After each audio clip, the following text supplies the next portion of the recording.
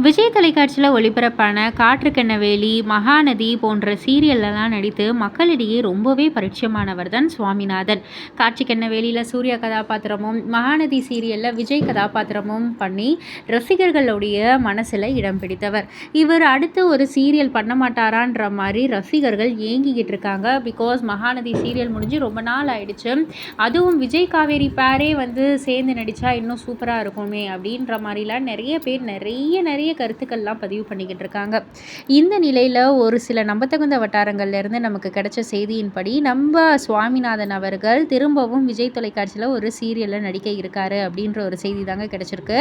நின்னா ஜோதி நானா காதே அப்படின்ற ஒரு சீரியலுடைய தமிழ் ரீமேக் தான் விஜய் தொலைக்காட்சியில் டெலிகாஸ்ட் பண்ணியிருக்காங்க. அண்ட் இதில் மேல் லீடாக, அதுவும் போலீஸ் கதாபாத்திரம் தான் அந்த மேல் லீட்.